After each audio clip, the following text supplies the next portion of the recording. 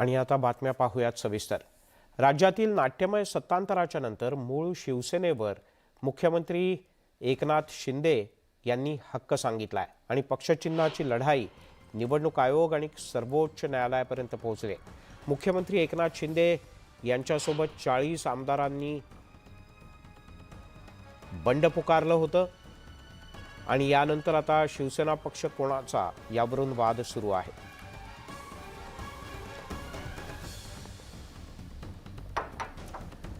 पक्षचिन्हाचा निर्णय हा निवडणूक आयोगाकडून घेतला जाणार असला तरी आमदारांच्या अपात्रतेचा निर्णय मात्र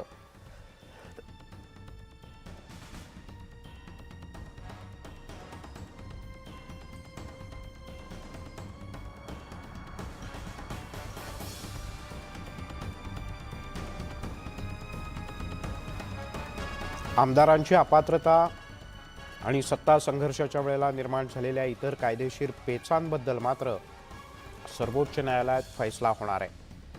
महाराष्ट्रातील सत्ता संघर्षाच्या संदर्भात दाखल करण्यात आलेल्या विविध याचिकांवर निर्णय घेण्यासाठी न्यायमूर्ती धनंजय चंद्रचूड यांच्या अध्यक्षतेखाली सर्वोच्च न्यायालयाच्या 5 सदस्यीय खंडपीठाची स्थापना करण्यात आली।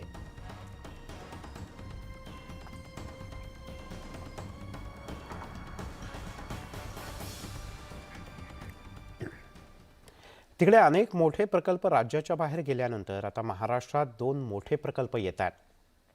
पुण्यामध्ये 1600 कोटी रुपयांची गुंतवणूक करण्यात येते। इलेक्ट्रॉनिक मॅन्युफॅक्चरिंग क्लस्टर आणि CDAC या 2 कंपन्या पुण्यात गुंतवणूक करणार आहेत। केंद्रीय माहिती आणि तंत्रज्ञान राज्यमंत्री राजीव चंद्रशेखर यांनी घोषणा केली। या योजनेच्या अंतर्गत 2000 कोटी रुपयांची गुंतवणूक ही निश्चित आहे। तसंच 5000 रोजगार निर्मितीचा दावा सुद्धा करण्यात येतोय। इलेक्ट्रॉनिक मॅन्युफॅक्चरिंग क्लस्टर ही कंपनी 600 कोटी रुपयांची गुंतवणूक करेल तर CDAC ही कंपनी 1000 कोटींची गुंतवणूक करणार आहे। त्यामुळे 1600 कोटी रुपयांची गुंतवणूक या 2 कंपन्या फक्त पुण्यात करतायत। अनेक प्रकल्प राज्याच्या बाहेर गेल्यानं हे 2 प्रकल्प महाराष्ट्रात येत आहेत। ही राज्याच्या करता निश्चितच दिलासादायक बाब आहे।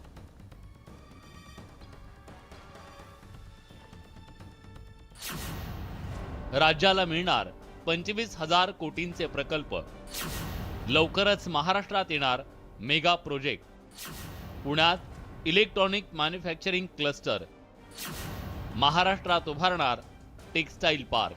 वेदांता, फॉक्सकॉन आणि टाटा एअरबस प्रकल्पावरून नेत्यांमध्ये राजकीय शिमगा सुरू असताना केंद्र सरकारनं राज्यासाठी 2 मेगा प्रकल्पांची घोषणा केली आहे।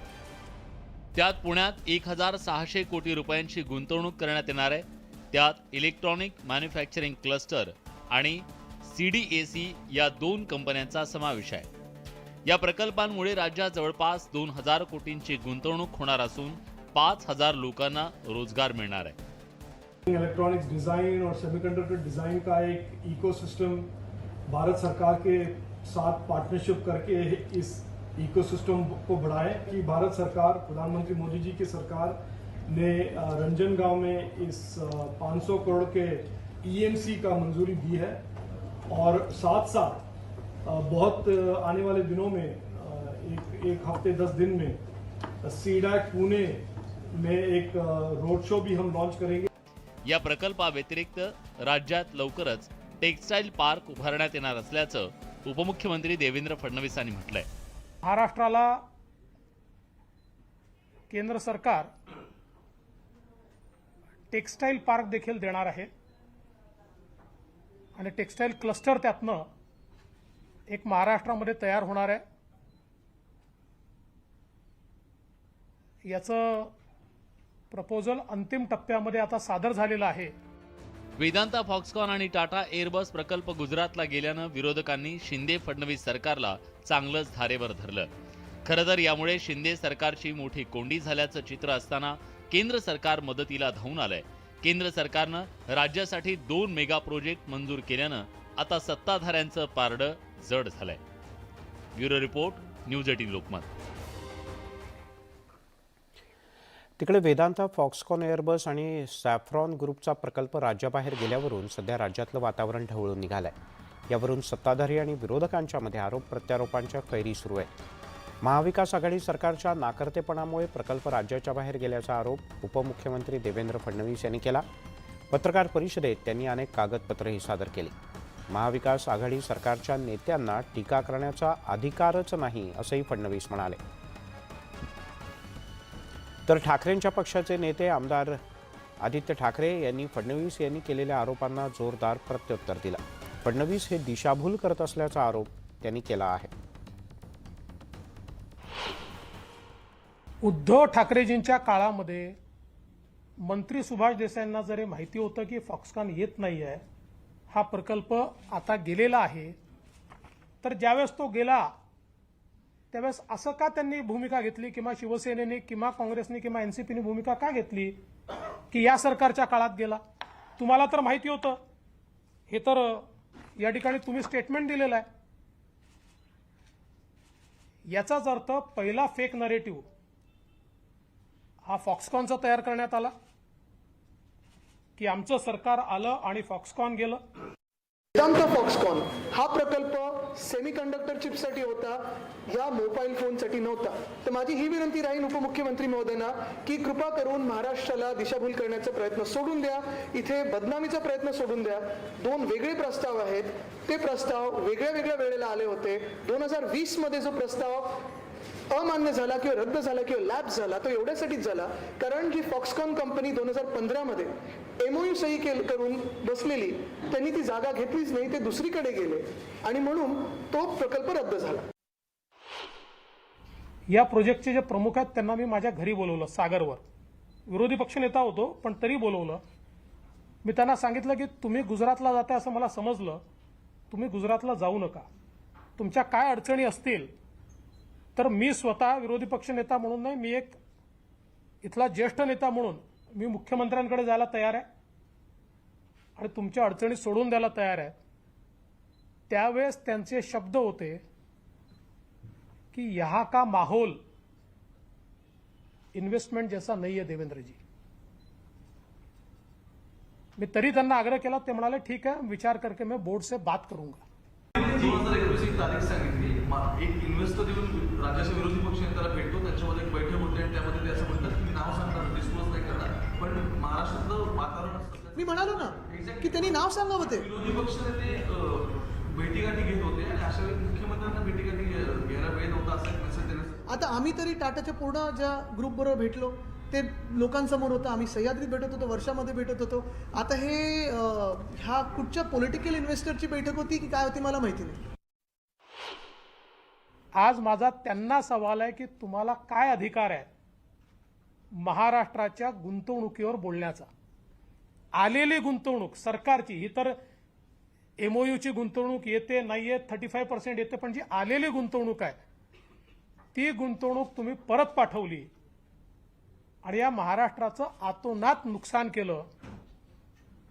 ते लोक आज या ठिकाणी बोलतायत, याचं मला आश्चर्य वाटतं.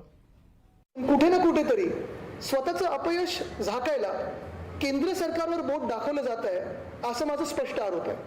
आतापर्यंत मी हे सांगत आलेलो आहे की जेव्हा महाविकास आघाडीचं सरकार होतं तेव्हा केंद्र सरकार आणि राज्य सरकारचे संबंध उद्योग जगात तरी चांगले होते. आम्ही 6.5 लाख कोटीची गुंतवणूक ह्या राज्यात आणली आणि तशीच आम्ही गुंतवणूक वाढत नेत होतो महाराष्ट्रात.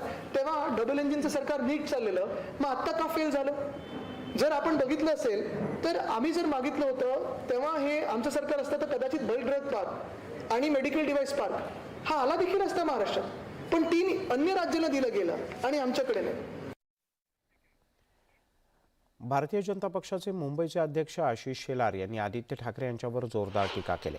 आदित्य ठाकरे यांची पत्रकार परिषद म्हणजे बालिशपणाचा कळस असल्याचं शेलार म्हणाले. फॉक्सकॉन आणि एअरबस संदर्भात भ्रम निर्माण करण्याची सूचना आर्थर रोडमधून आली आहे का असा सवालही त्यांनी उपस्थित केला. तसंच आदित्य ठाकरे सत्य दडपण्याचा प्रयत्न करत असल्याचंही त्यांनी म्हटलं. पेंग्विन सेनेचे अध्यक्ष आदित्य ठाकरे यांची पत्रकार परिषद म्हणजे बालिशपणाचा कळस आणि कहर होता. ही पत्रकार परिषद जर राणीच्या बागेत घेतली असती तर पेंग्विननेही डोक्याला हात मारला असता. आदित्य ठाकरे यांच्या पत्रकार परिषदेनंतर बाळासाहेबांची शिवसेना या पक्षाचे प्रवक्ते नरेश म्हस्के यांनी सुद्धा आक्रमक भूमिका घेतली. तुमचं वय किती, तुम्ही पक्षासाठी काय केलं, असा प्रश्न म्हस्के यांनी उपस्थित केला. स्वतःची योग्यता तपासा आणि मग तुलना करा, असा खोचक सल्लाही त्यांनी आदित्य ठाकरे यांना दिला. आदित्य साहेबांचं जेवढं वय नाही आहे ना, आदित्य ठाकरेंच्या वयापेक्षा जास्त वर्षे या मुख्यमंत्री नामदार एकनाथ शिंदे साहेबांनी शिवसेनेत घातलेली आहेत. जीवाचं रान करून, जीवाची बाजी लावून हा पक्ष सांभाळलेला आहे. त्यामुळे आदित्य ठाकरे, आपण आपली तुलना मुख्यमंत्र्यांबरोबर करू नका. 1 to 1ची भाषा काय करता? आमचे एकटे उद्योगमंत्री आहेत ना, ते तुमच्याकरता खूप आहेत, ते तुमच्या समोर येतील. तुम्ही कोणाशी तुलना करायला जाताय? आपली योग्यता आधी तपासा. कोकणामध्ये प्रस्तावित रिफायनरीवरून राजकारण रंगलेलं असताना रिफायनरी महाराष्ट्रात होणारच असा ठाम निर्धार उपमुख्यमंत्री देवेंद्र फडणवीस यांनी बोलून दाखवला. गुंतवणुकीचा बाप म्हणजे महाराष्ट्रामध्ये येऊन घातलेली रिफायनरी असून 3 लाख कोटींच्या गुंतवणुकीमुळे तब्बल 1 लाख रोजगाराच्या संधी निर्माण होणार आहेत. काही लोकांनी नाणार इथे होणाऱ्या रिफायनरीच्या प्रकल्पाविरोधात आंदोलनं केली. प्रकल्प महाराष्ट्र आणि केरळ अशा 2 राज्यात त्यामुळे विभागून होऊ शकतो असे संकेतही त्यांनी दिले. पण हा प्रकल्प पूर्णपणे महाराष्ट्रातच व्हावा यासाठी आपला प्रयत्न सुरू असल्याचंही त्यांनी स्पष्ट केलं. आजपर्यंत देशामध्ये जेवढी मोठी गुंतवणूक कधीच झाली नाही, एवढी सिंगल गुंतवणूक, आणि त्याही गुंतवणुकीमध्ये 75% हिस्सा केंद्र सरकारच्या कंपनींचा. इतकी सेफ गुंतवणूक, 3 लाख कोटीपेक्षा जास्त, 1 लाख लोकांपेक्षा जास्त लोकांना थेट रोजगार, 5 लाखापर्यंत इतर रोजगार, अशी रिफायनरी ज्या लोकांच्या विरोधामुळे अद्याप होऊ शकलेली नाही, आणि आता ती पूर्ण त्या स्वरूपात होईल की नाही प्रयत्न आमचा आहे. रिफायनरी होणारच आहे, पण कदाचित ती महाराष्ट्रासोबत केरळला होऊ शकते काही भाग, अशा चर्चा चाललेल्या आहेत. अर्थात आम्ही तो प्रयत्न करूच, ती पूर्ण महाराष्ट्रात झाली पाहिजे. नाणारचा म्हणजे त्याला रिफायनरी प्रकल्प आपण म्हणूया, तो रिफायनरी प्रकल्प आम्ही करणारच.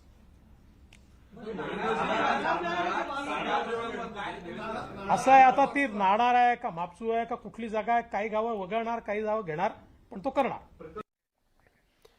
वळूयात पुढच्या काही बातम्यांकडे. मुंबई महानगरपालिकेनं कोरोनाच्या काळात केलेल्या तब्बल 12,000 कोटी रुपयांच्या एकूण 76 कामांची चौकशी करण्याची राज्य सरकारची विनंती कॅगनं मान्य केली.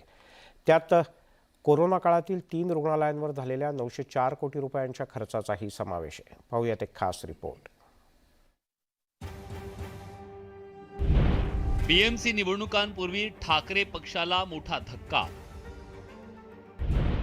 तब्बल 12,000 कोटींची कामं कॅगच्या रडारवर.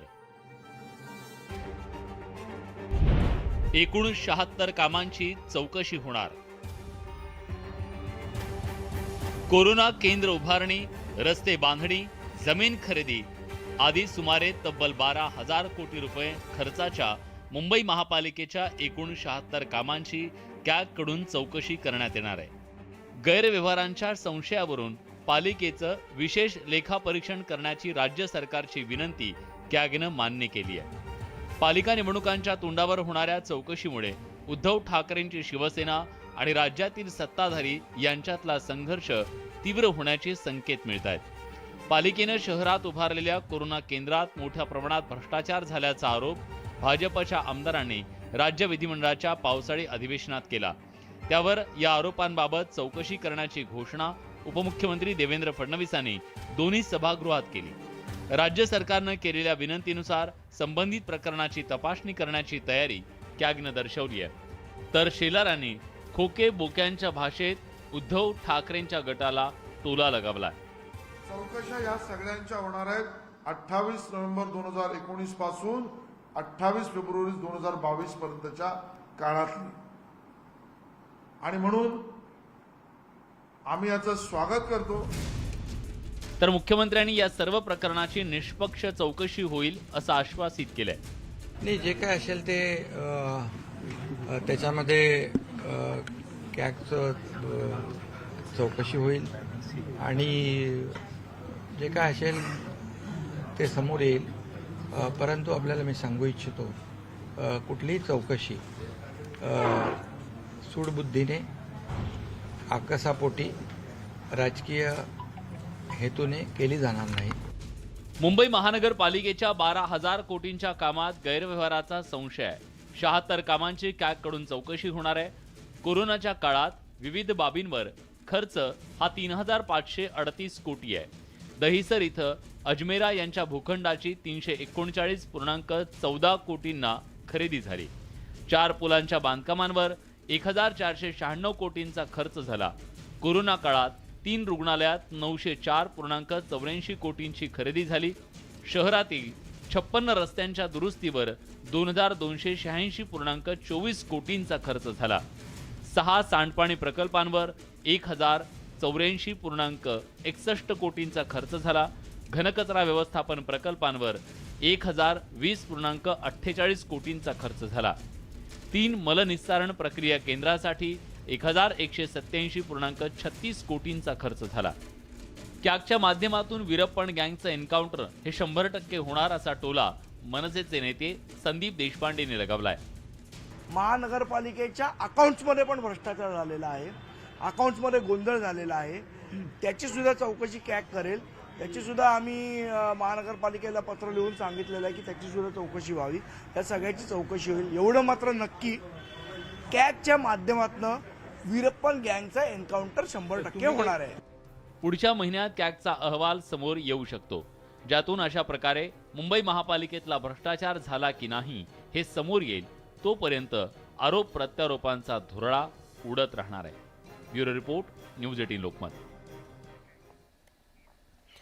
तिकडे भाजपचे नेते किरीट सोमय्या आणि ठाकरे पक्षाच्या नेत्या आणि मुंबईच्या माजी महापौर किशोरी पेडणेकर यांच्यात सध्या जागेवरून प्रचंड आरोप प्रत्यारोप सुरू आहेत. अशातच किशोरी पेडणेकर यांनी त्यांच्या सासूबाईंच्या निधनाचं खापर किरीट सोमय्या यांच्यावर फोडलंय. सोमय्यांच्या आरोपांनी सासूचा बळी घेतला. किशोरी पेडणेकरांचा गंभीर आरोप. पेडणेकरांच्या सासूचं हृदयविकारानं निधन. निधनाचं खापर सोमय्यांवर फोडलं. भाजप नेते किरीट सोमय्या आणि ठाकरे पक्षाच्या नेत्या आणि मुंबईच्या माजी महापौर किशोरी पेडणेकर यांच्यात सध्या जागेवरून आरोप प्रत्यारोपांचं सत्र सुरू आहे. अशातच किशोरी पेडणेकर यांनी त्यांच्या सासूबाईंच्या निधनाचं खापर चक्क किरीट सोमय्या यांच्यावर फोडलंय. किरीट सोमय्या यांनी केलेल्या आरोपांमुळे आपल्या सासूबाईंनी धसका घेतला असल्याचा आरोप पेडणेकरांनी केलाय. कोर्टामध्ये मॅटर असताना पुन्हा त्या गोष्टीला ऊत आणायचं आणि करतायत. दोन्ही वेगळ्या वेगळ्या गोष्टींना सतत रेटवत न्यायचं. अर्थात माझा कुठेही कब्जा नाही, माझा कुठेही ताबा नाही, तरी ते रंगवलं जात आहे. आणि त्या रंगवलेल्या गोष्टींमध्ये माझ्या घरातला एक सदस्य मात्र बळी पडला. त्यांच्या आघात झाला त्यांच्या मनावर आणि त्या अटॅकनी नक्की गेल्या. कारण परिणाम होतो. माझ्यावर नाही झाला कारण मी ऑलरेडी राजकारणात आहे. किशोरी पेडणेकरांवर सोमय्यांकडून दररोजच आरोपांच्या फैरी झडतायत. आधीच झालेल्या एसआरए संबंधित घोटाळ्यात आरोपांनंतर दादर पोलिसांकडून पेडणेकरांची चौकशी देखील करण्यात आली. त्यानंतर याच एसआरए प्रकल्पातील 6 गाळे पेडणेकरांनी हडपल्याचा आरोपही नुकताच सोमय्यांनी केला होता. तसंच एसआरए घोटाळ्यातील तुरुंगात असलेला आरोपी चंद्रकांत चव्हाण आणि किशोरी पेडणेकर हे सख्खे शेजारी असल्याचा गंभीर आरोपही सोमय्यांनी केलाय. दादर एसआरए घोटाळ्याचे आरोपी चंद्रकांत चव्हाण आणि किशोरी पेडणेकर हे वरळी गोमाता जनता एसआरए मध्ये सख्खे शेजारी आहेत. दोघांनी असे आणखीन पण एसआरए घोटाळे केले आहेत. चंद्रकांत चव्हाण जेलमध्ये आहेत. तर पेडणेकरांच्या सासूच्या निधनाबाबत संवेदना व्यक्त करत आशिष शेलारांनी टोलाही लगावलाय. कुठल्याही मृत्यूबद्दल असंवेदनशील वक्तव्य भारतीय जनता पार्टी करूच शकत नाही. दुर्दैवाने त्यांच्या परिवारातील कोणाचा मृत्यू झाला असेल तर त्याबद्दल आमच्या संवेदनाच आम्ही प्रकट करतो. पण या सगळ्याच्या आड चौकशीच्या फेऱ्यातून मला सोडवा अशा पद्धतीचा कुठलाही फौजदारी संहिता गुन्हा कायद्यामध्ये प्रोव्हिजन नाही. सोमय्या यांनी जे आरोप केलेत त्याबाबत एसआरए प्राधिकरणानं 2 वर्षांपूर्वीच न्यायालयामध्ये आपली भूमिका स्पष्ट करत या प्रकरणाशी आपला कसलाही संबंध नसल्याचं स्पष्ट केल्याचं म्हणत आपण चौकशीला सामोरं जाण्यास तयार आहोत. सत्य काय आहे ते नंतर बाहेर येईलच. मात्र आरोपांच्या या धसक्यामुळे माझ्या सासू गेल्या याचं कोणतंही भांडवल आपण करणार नसल्याचंही किशोरी पेडणेकरांनी स्पष्ट केलंय. Bureau report, news 18 Lokmat. आगामी मुंबई महानगरपालिका निवडणुकांच्या पार्श्वभूमीवर राजकीय वातावरण तापू लागलंय. मुंबईचे भाजपचे अध्यक्ष आशिष शेलार यांनी मतांसाठी उद्धव ठाकरे हे मुस्लिम मतांचं ध्रुवीकरण करत असल्याचा आरोप केलाय. उद्धव ठाकरे मुंबईकरांमध्ये हिंदू आणि नवहिंदू असाही भेदभाव करत असल्याचा आरोप त्यांनी केला. शिवसेनेच्या मराठी मुस्लिम या शब्दावर तीव्र आक्षेप नोंदवत उद्धव ठाकरे यांच्याकडून मराठी आणि मुस्लिम लोकांचा अजेंडा राबवला जात असून लवकरच याचं पितळ उघडं पाडू असंही शेलार म्हणाले. तुम्हाला मराठी जैन, मराठी उत्तर भारतीय चालत नाहीत, हे तुष्टीकरणाचं राजकारण नाही का, असा प्रश्नही त्यांनी केला. मुंबई महापालिका निवडणुकीसाठी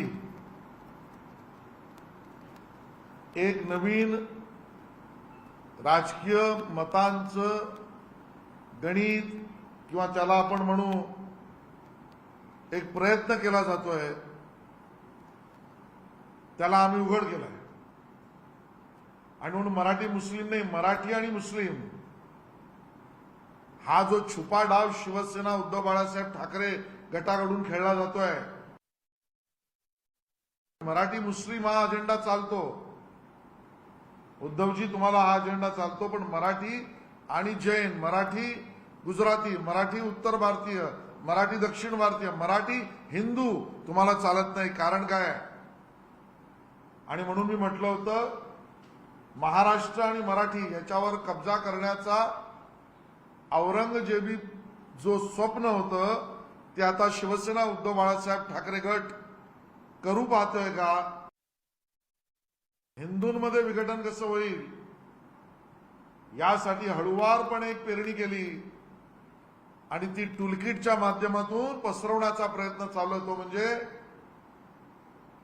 हिंदू आणि वेगळे नवहिंदू. हिंदूंमध्ये 2 गट कसे आहेत याची भूमिका ओवैसीने सुद्धा मांडली नाही. जे धाडस ओवैसीनेही केलं नाही ते हिंदूंमधल्या विघटनाचं, हिंदू आणि नवहिंदू हा कार्यक्रम उद्धव बाळासाहेब ठाकरे शिवसेना का चालू पाहते? अतिशय गंभीर आरोप. औरंगाबाद जिल्हा राज्यात आता अनेक कारणांमुळे प्रसिद्धीला येतोय. जिल्ह्यामध्ये 5 मंत्री आणि 1 विरोधी पक्षनेते असल्यानं राजकीय घडामोडी सुद्धा वाढल्यात. मंत्र्यांच्या आणि नेत्यांच्या वक्तव्यांमुळे राज्यात त्याची दखलही घेतली जाते. त्यामुळे कधी वातावरण गंभीर होतं तर कधी हास्य विनोदानं हलकं फुलकं.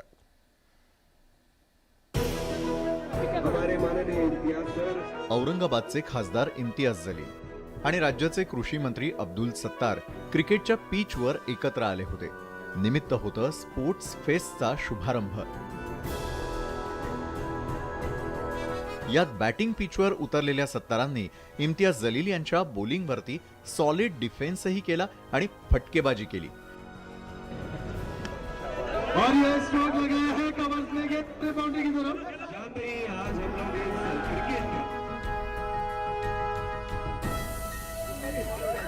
मात्र गोलंदाजाच्या भूमिकेत उतरलेल्या सत्तारांनी जलील यांना वाईड चेंडू टाकला.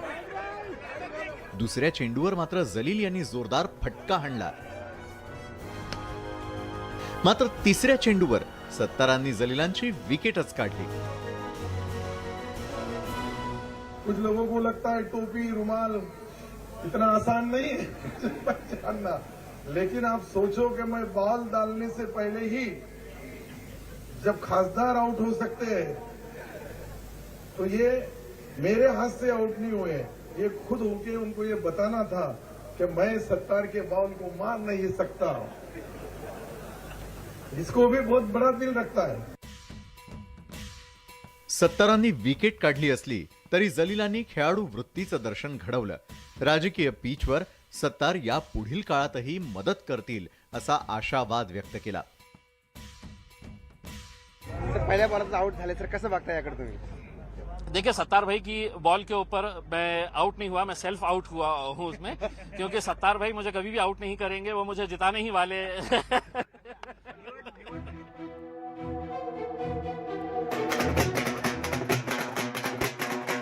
एकीकडे क्रिकेटचा सामना रंगलेला असताना दुसरीकडे औरंगाबादचे माजी खासदार चंद्रकांत खैरेंच्या हस्ते कुस्तीच्या सामन्याचा शुभारंभ झालाय. कुस्तीच्या रिंगणात खांद्यावर गदा घेऊन खैरे हलगीच्या तालावर थिरकले.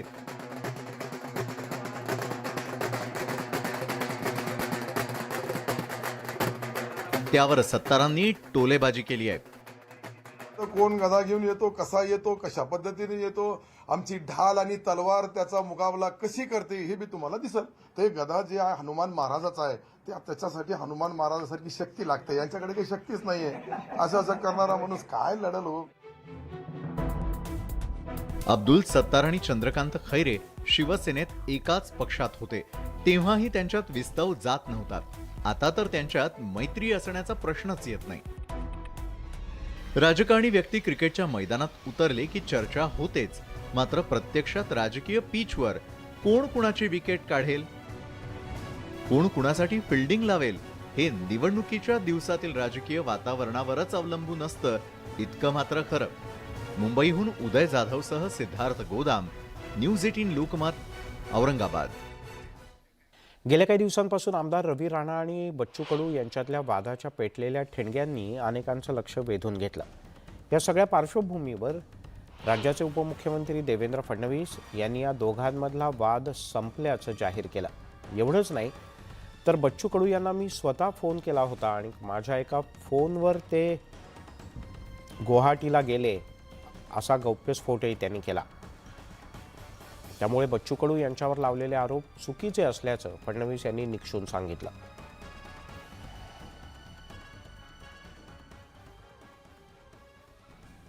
बच्चू कडू सन्माननीय आमदार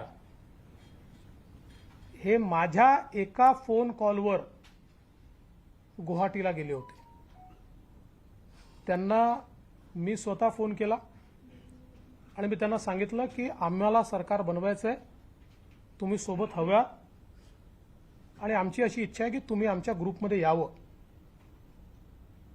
आणि माझ्या एका कॉलवर ते त्या ठिकाणी गुवाहाटीला गेले.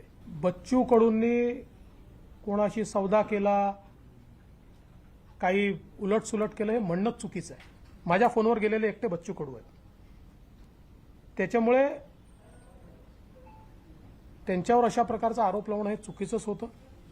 आणि माझी ही पक्की इन्फॉर्मेशन आहे की ही जे लोक त्या ठिकाणी गेले गुवाहाटीला, पूर्णपणे मुख्यमंत्री एकनाथराव शिंदेंवर विश्वास ठेवून ते सगळे लोक गेले.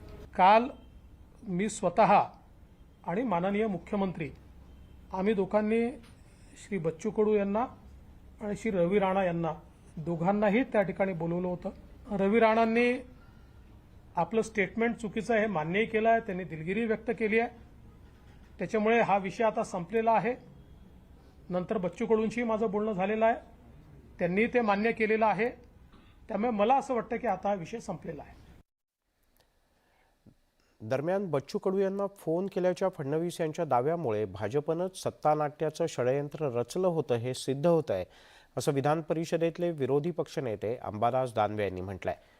एवढंच नाही तर फडणवीस यांनी कोणाकोणाला फोन केला होता हे सुद्धा जाहीर करावं, असं दानवे म्हणाले. बरं झालं देवेंद्र फडणवीस हे बोलले, कारण या षडयंत्राच्या मागे भारतीय जनता पार्टी, आम्ही वारंवार सांगतो, भारतीय जनता पार्टीने हात वर करण्याचा प्रयत्न केला, परंतु बरं झालं माननीय फडणवीस साहेबांनी हे कबूल केलं की माझ्या एका फोनवर बच्चू कडू गुवाहाटीला गेले.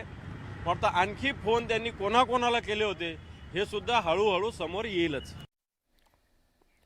आमदार रवी राणा आणि देवेंद्र फडणवीस यांची सागर या बंगल्यावर चर्चा झाली. बच्चू कडू यांच्याबद्दल जे वक्तव्य केलं होतं ते मागे घेत असल्याचं आणि दिलगिरी व्यक्त करत असल्याचंही रवी राणा म्हणाले. आम्ही दोघेही सरकारच्या सोबत आहोत, त्यामुळे आमच्यातले मतभेद बाजूला ठेवून सरकारच्या सोबत राहणार असल्याचंही त्यांनी नमूद केलं. आपल्या वक्तव्यानं कुणाचं मन दुखावलं असेल तर दिलगिरी व्यक्त करतो असं सांगायलाही राणा विसरले नाहीत.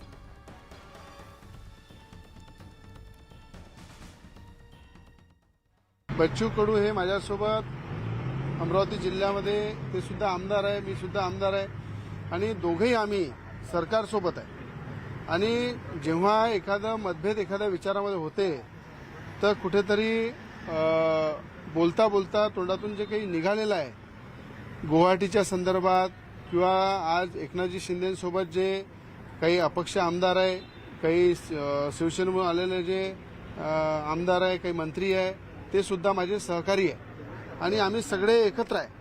त्यामुळं काही वाक्य निघाले असते तर मी ते परत घेत आहे. वाक्य ज्या पद्धतीनं काही बच्चू कडू यांच्या तोंडून सुद्धा अपशब्द निघालेले आहे आणि ते ज्या पद्धतीने त्यांनी बोलले होते की मी खिसे कापून लोकांना किराणा वाटतो, ते सुद्धा वाक्य न पसणारे होते आणि अनेक त्यांनी खालच्या स्तरावरची जी भाषा केली होती. मला त्यांच्याकडनं पण अपेक्षा आहे की ते सुद्धा आपले शब्द वापस घेतील आणि आम्ही दोघंही या सरकारसोबत आहे. मला असं वाटते आमच्या वादापेक्षा किंवा आम्ही शब्दाचं अपशब्द वापरल्यापेक्षा कुठे कुठे प्रकारचं कोणाचं मन दुखावलं असेल, कुठे एकनाथ शिंदेजी सोबत असलेले आमदार आहे, मंत्री आहे, त्यांच्यामध्ये गैरसमज झाला असेल तर मी माझे शब्द वापस घेऊन या ठिकाणी हा विषय संपवत आहे.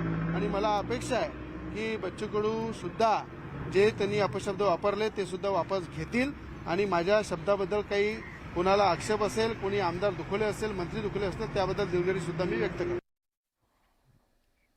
गुवाहाटीबद्दल रवी राणा यांनी दिलगिरी व्यक्त केली असली तरी बच्चू कडू यांचा पवित्रा मात्र अद्यापही आक्रमकच आहे. कार्यकर्त्यांची बैठक घेणार असून उद्या दुपारपर्यंत भूमिका स्पष्ट करू असं बच्चू कडू म्हणाले. कार्यकर्ते जो निर्णय घेतील तो आपल्याला मान्य असेल.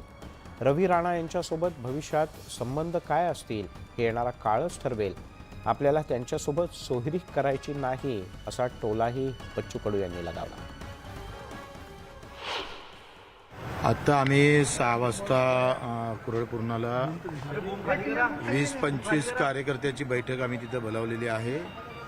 महाराष्ट्रातून सगळे कार्यकर्ते, काही जिल्हा प्रमुख वगैरे सगळे अमरावतीला उपस्थित आहे.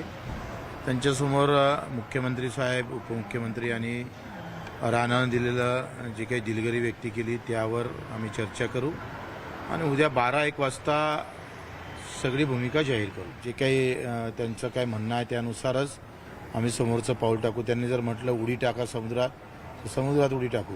त्यांनी म्हटलं असं चला तर असं करू. आखरी मी कार्यकर्त्याला बांधील आहे. ज्या पद्धतीने आरोप प्रत्यारोप झाले, संबंध तुमचे रवी राणा आणि तुमचे संबंध पहिल्यासारखेच आहे, परवापर्यंत सारखे का सुधारले का तसेच आहे, काय झालं आणि काय तो येणारा काळ समजेल. नंतर संबंध सुधारले का तसेच आहे? संबंधासाठी हा काही विषय नव्हता. काही लग्न म्हणजे काय त्याला समांधिक सोयरीक थोडा विषय आहे. गेल्या काही दिवसात युतीचे नेते आणि मनसेचे अध्यक्ष राज ठाकरे यांच्यातल्या गाठीभेटी वाढल्यानं आगामी मुंबई महापालिका निवडणुकांच्या पार्श्वभूमीवर संभाव्य युतीच्या चर्चा होत आहेत. पण सोमवारी राज ठाकरे यांच्या वक्तव्यानं सगळ्यांनाच बुचकळ्यात टाकलंय.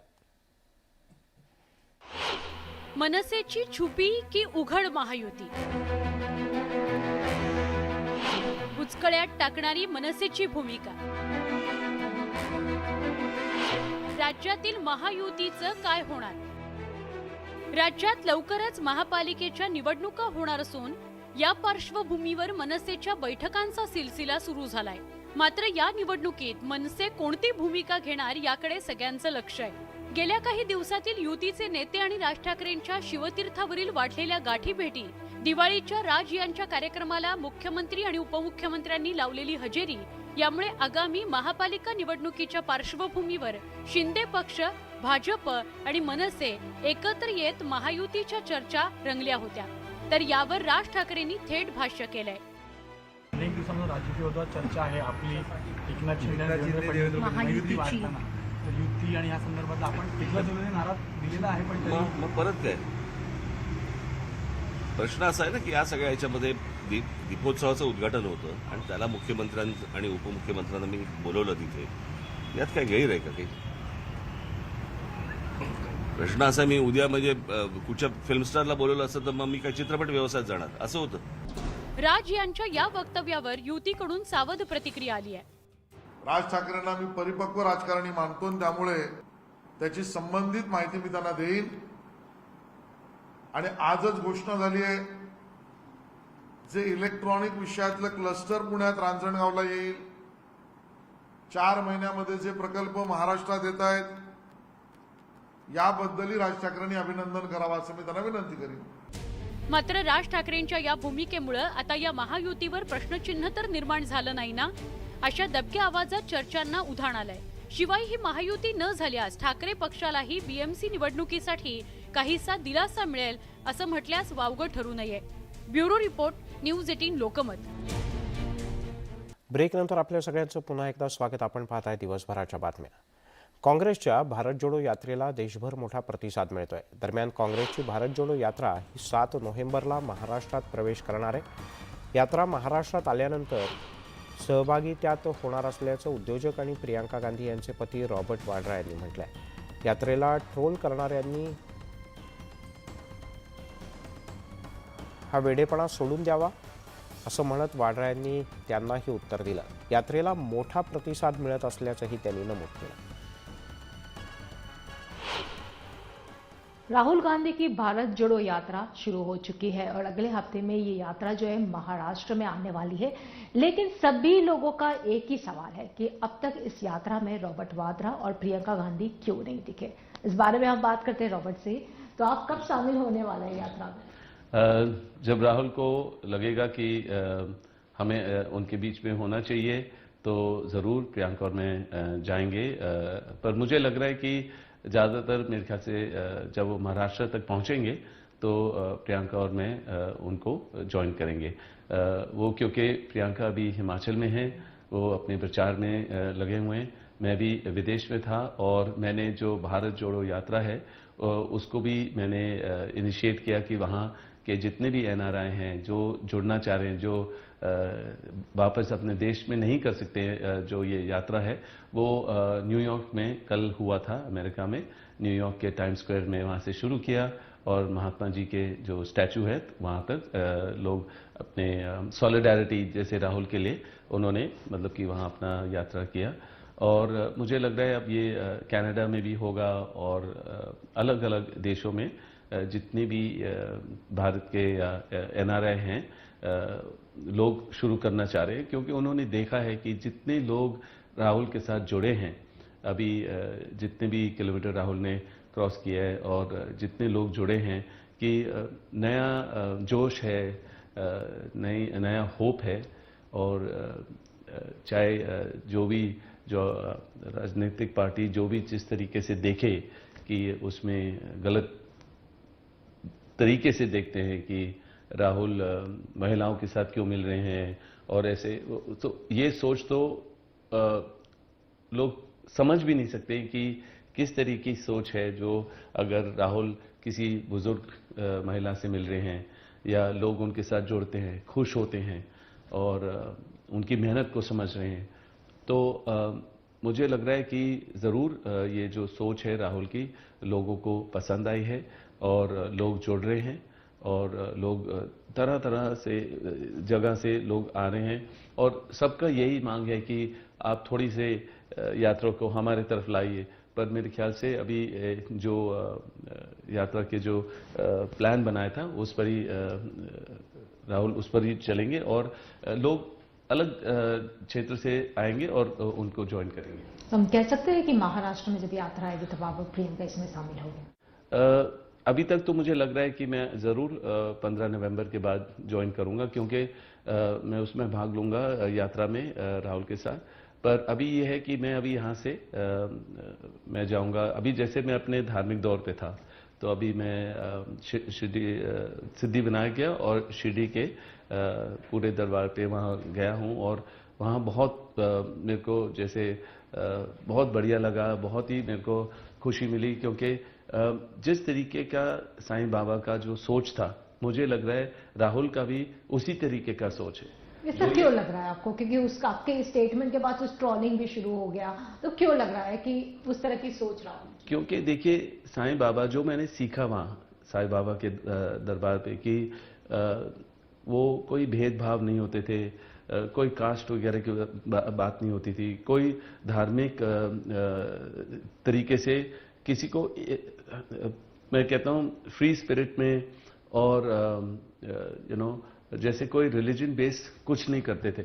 और जहाँ भी लोग उनके साथ जुड़ते थे तो उनको बस यही लगता था कि नया होप है, और कि जैसे मैंने सीखा वहाँ कि वो कोई भेदभाव नहीं करते थे, वो मुझे राहुल में यही दिखता है कि उनको कभी भी सेक्युलर तरीके से ही देखते हैं, जो कांग्रेस की सोच है, और कोई भेदभाव की बात नहीं है, कोई कास्ट या क्रीड की बात नहीं है। तो ये सबसे जरूरी चीज है जो मैंने देखा है, राहुल की भी सोच यही है। लेकिन उसको लेकर आपके स्टेटमेंट के बाद काफी सोशल मीडिया पर ट्रोलिंग भी शुरू होगी। देखिए, हम जो भी बोलते हैं या कभी भी अगर राहुल जैसे बाहर निकले हैं और कुछ अच्छा कर रहे हैं, तो जरूर बीजेपी के द्वारा ट्रोलिंग जरूर शुरू होगी, क्योंकि उनको पता है यही परिवार है जो देश के लोग जिनको पसंद करते हैं और जो बदलाव ला सकते हैं, जो बीजेपी की नाकामियां हैं वो आगे ला सकते हैं, और हमें उसको उनकी बात कर सकते हैं, क्योंकि हमें निडर है। हम कोई बात हो, चाहे आप कोई भी एजेंसी को बुलाओ, या जैसे सोनिया जी को बुलाओ या राहुल को बुलाओ या मुझे बुलाया था, पर हम निडर हैं। हमारा मकसद कुछ और है। हम जरूर आगे बढ़ेंगे और लोगों की जो इश्यूज है, समस्याएं हैं, उसको जरूर आगे लाएंगे, और जो बीजेपी की नाकामियां हैं उसको भी हम आगे लाएंगे, और देखेंगे कि हम क्या बदलाव ला सकते हैं, कांग्रेस क्या कर सकती है लोगों के लिए। तो जरूर जो भी ट्रोलिंग होगा होने दीजिए, हम निडर हैं। हमारा मकसद जरूर है कि देश की प्रगति होनी चाहिए, सेक्युलर होना चाहिए देश, और जो जैसे बेरोजगारी है, इकोनॉमिक इश्यूज हैं, आपके जो हेल्थ प्रॉब्लम्स हैं यहाँ, मतलब कि उस पर ध्यान नहीं दिया जा रहा है, क्योंकि इनका सोच यही है कि जो हम सोचते हैं, जो हम करते हैं, वही सब ठीक है। तो लोगों के बारे में कोई मुझे लग रहा है कि कोई सुनवाई नहीं है, और लोगों को यही लग रहा है कि उनकी कोई सुनवाई नहीं है। जैसे आप किसानों की बात में सोचिए कि 1 साल तक वो रोड पे बैठे हुए थे, उसके बाद जो पॉलिसी थी वो वापस ले लिए गए। तो ये राहुल जी ने और सोनिया जी ने और राहुल ने बहुत मतलब कि मेहनत की, और प्रियंका ने भी किसानों के लिए कि पार्लियामेंट में उनकी बात रखी, तभी ये उनके दबाव से ये वापस ले लिया गया। 2024 लोकसभा इलेक्शन में कांग्रेस का चेहरा कौन होगा पीएम पोस्ट पर? ये कांग्रेस के लोग ही डिसाइड करेंगे, मैं तो डिसाइड कर नहीं सकता हूं। और जरूर मुझे लगता है कि लोग, देश के लोग चाहेंगे कि परिवार का कोई सदस्य जरूर उम्मीदवार रहे प्राइम मिनिस्टर का, पर ये मैं नहीं कह सकता। वो मेरे ख्याल से पार्टी डिसाइड करेगी कौन उम्मीदवार होगा या कौन प्राइम मिनिस्टर। तो उम्मीदवार कौन होगा, राहुल या प्रियंका? नहीं, मैं जैसे मैं कहूंगा, मैं बोल नहीं सकता हूँ ये चीज, क्योंकि अभी कोई ऐसी डिसीजन नहीं है। मेरे को कभी भी नहीं लगा कि इस परिवार को कोई किसी चीज पद की जरूरत पड़ी है। जो कांग्रेस पार्टी डिसाइड करती है वही उसको फॉलो करते हैं। और अभी मुझे लग रहा है कि अच्छा है कि खरगे जी अध्यक्ष बने हैं, और मुझे लग रहा है कि प्रियंका को और राहुल को एक मौका मिला है कि बस वो मेहनत करें और लोगों के बीच में रहें। इसके अलावा जैसे कि खड़गे जी अभी अध्यक्ष बन गए, क्या लग रहा है कितना बदलाव पार्टी में होगा? कहीं ऐसा तो नहीं कि रबर स्टैंप बन के रह जाएंगे? नहीं, मेरे ख्याल से तो उनकी सोच, मतलब उनके पास एक्सपीरियंस है, और जैसे पार्टी ने डिसाइड किया तो सोच के डिसाइड किया होगा कि कौन अध्यक्ष पार्टी को आगे ले जा सकती है और देश के लिए और सोच सकती है, और पार्लियामेंट में हर चीज बात रख सकते हैं। तो सोच के ही उन्होंने उनको अध्यक्ष बनाया है, और वही मेरे ख्याल से डिसीजन लेंगे ज़रूर जो भी डिसीजन लेने हैं कि अगर नेक्स्ट स्टेप क्या है तो वो खरगे जी डिसाइड करेंगे. वळूयात पुढच्या काही बातम्यांकडे. गुजरातच्या मोरबीमध्ये मच्छू नदीवरचा पूल कोसळल्याची घटना घडली. या घटनेत 141 पेक्षा जास्त जणांचा मृत्यू झाला. 177 पेक्षा अधिक जणांना वाचवण्यात यश आलंय, तर 19 जणांवर रुग्णालयात उपचार सुरू आहेत.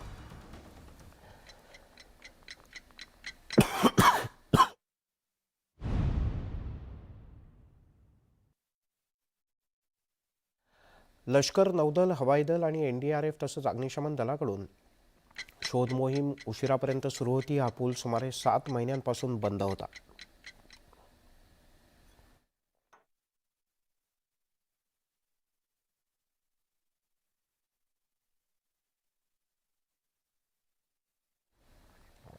एवढा मोठा अपघात घडल्यानं आता अनेक प्रश्न उपस्थित होत आहेत. अवघ्या 15 सेकंदात हा पूल कोसळतांचं CCTV फुटेज सुद्धा समोर आलंय.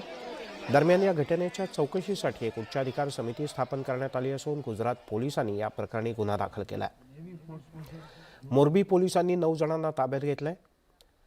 ओरेवा कंपनीचे 9 कर्मचारी पोलिसांच्या ताब्यात असून कंपनीचे 2 व्यवस्थापक, 2 तिकीट क्लार्क, 3 सुरक्षा रक्षक आणि 2 दुरुस्ती कंत्राटदारांचा यात समावेश आहे.